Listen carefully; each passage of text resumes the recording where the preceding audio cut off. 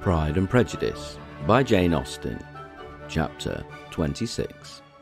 Mrs. Gardiner's caution to Elizabeth was punctually and kindly given on the first favourable opportunity of speaking to her alone.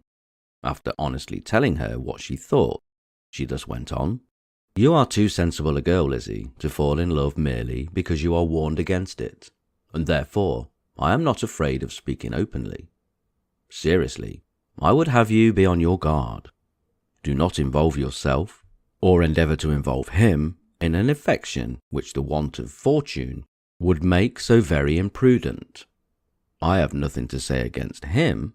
He is a most interesting young man, and, if he had the fortune he ought to have, I should think you could not do better.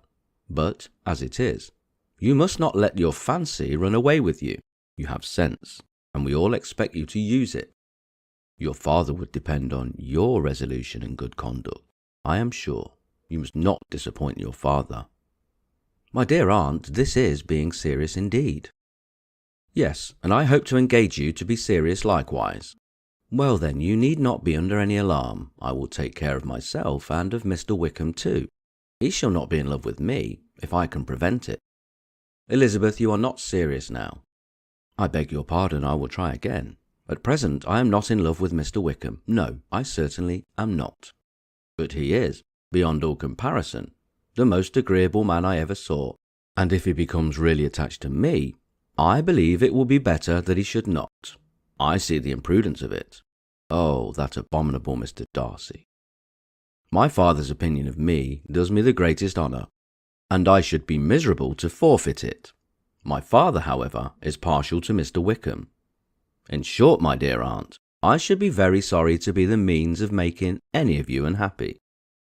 But since we see every day that where there is affection, young people are seldom withheld by immediate want of fortune from entering into engagements with each other, how can I promise to be wiser than so many of my fellow creatures, if I am tempted?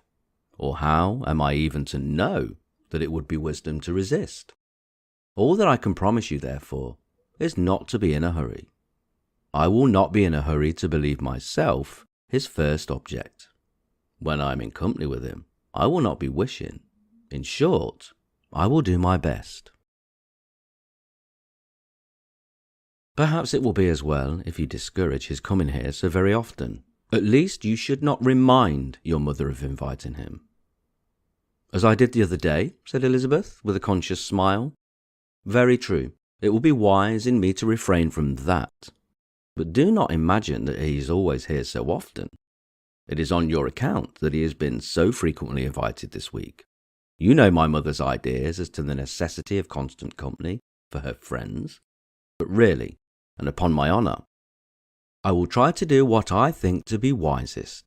And now, I hope you are satisfied." Her aunt assured her that she was, and Elizabeth having thanked her for the kindness of her hints, they parted. A wonderful instance of advice being given on such a point, without being resented. Mr. Collins returned into Hertfordshire soon after it had been quitted by the Gardiners and Jane. But, as he took up his abode with the Lucases, his arrival was no great inconvenience to Mrs. Bennet. His marriage was now fast approaching, and she was at length so far resigned as to think it inevitable, and even repeatedly to say, in an ill-natured tone, that she wished they might be happy. Thursday was to be the wedding day, and on Wednesday Miss Lucas paid her farewell visit, and when she rose to take leave, Elizabeth, ashamed of her mother's ungracious and reluctant good wishes, and sincerely affected herself, accompanied her out of the room. As they went downstairs together, Charlotte said, "I shall depend on hearing from you very often, Eliza." "That you certainly shall. And I have another favour to ask. Will you come and see me?" "We shall meet often, I hope, in Hertfordshire. I am not likely to leave Kent for some time. Promise me, therefore, to come to Hunsford." Elizabeth could not refuse, though she foresaw little pleasure in the visit. "My father and Maria are to come to me in March," added Charlotte, "and I will hope you will consent to be of the party. Indeed, Eliza, you will be as welcome to me as either of them." The wedding took place. The bride and groom set off for Kent from the church door, and everybody had as much to say or to hear on the subject as usual. Elizabeth soon heard from her friend, and their correspondence was as regular and frequent as it had ever been. That it should be equally unreserved was impossible. Elizabeth could never address her without feeling that all the comfort of intimacy was over, and though determined not to slacken as a correspondent, it was for the sake of what had been, rather than what was. Charlotte's first letters were received with a good deal of eagerness. There could not be but curiosity to know how she would speak of her new home, how she would like Lady Catherine, and how happy she would dare pronounce herself to be, though, when the letters were read, Elizabeth felt that Charlotte expressed herself on every point exactly as she might have foreseen. She wrote cheerfully, seemed surrounded with comforts, and mentioned nothing which she could not praise. The house, furniture, neighbourhood, and roads were all to her taste, and Lady Catherine's behaviour was most friendly and obliging.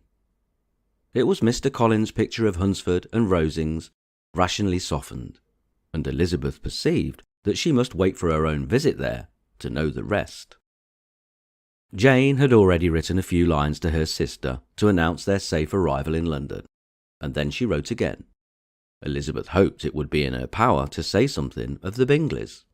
Her impatience for this second letter was as well rewarded as impatience generally is. Jane had been a week in town without either seeing or hearing from Caroline. She accounted for it, however, by supposing that her last letter to her friend from Longbourn had by some accident been lost.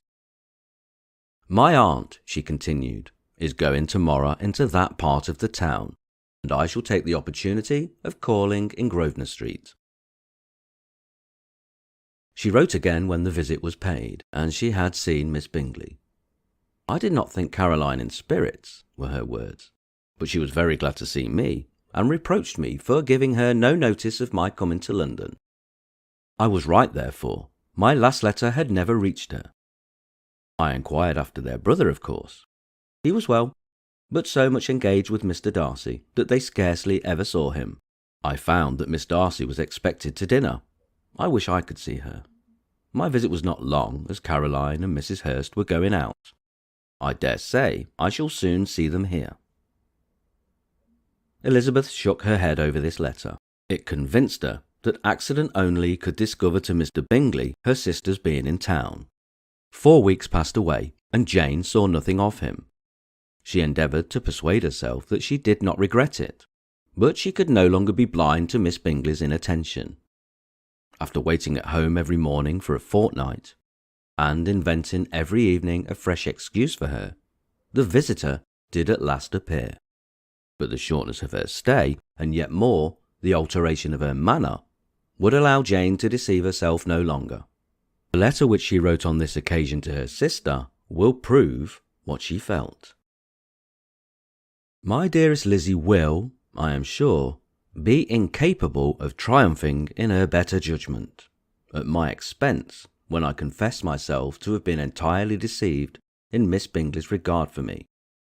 But, my dear sister, though the event has proved you right, do not think me obstinate if I still assert that, considering what her behaviour was, my confidence was as natural as your suspicion. I do not at all comprehend her reason for wishing to be intimate with me, but if the same circumstances were to happen again, I am sure I should be deceived again. Caroline did not return my visit till yesterday, and not a note, not a line, did I receive in the meantime.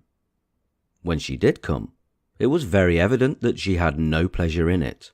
She made a slight, formal apology for not calling before, said not a word of wishing to see me again, and was in every respect so altered a creature that when she went away, I was perfectly resolved to continue the acquaintance no longer.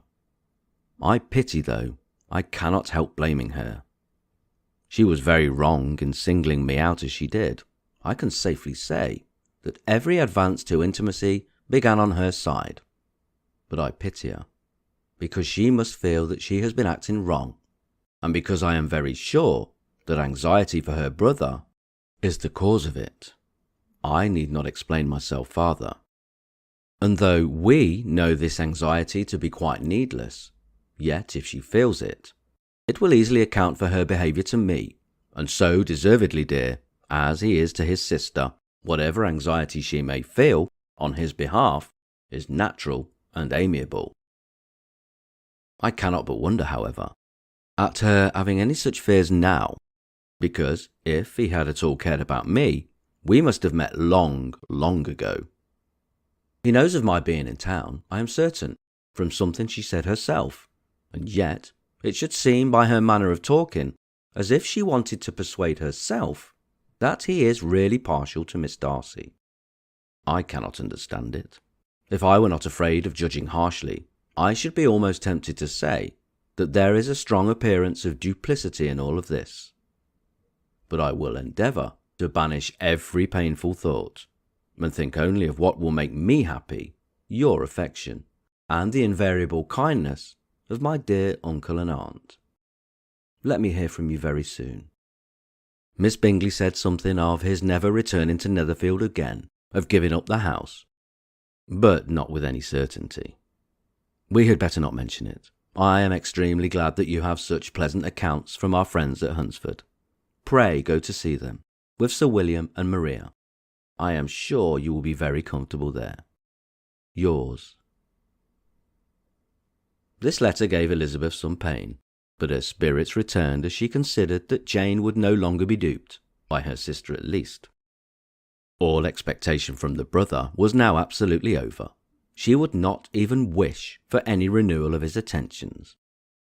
His character sunk on every review of it, and as a punishment for him, as well as a possible advantage to Jane, she seriously hoped he might really soon marry Mr. Darcy's sister, as, by Wickham's account, she would make him abundantly regret what he had thrown away.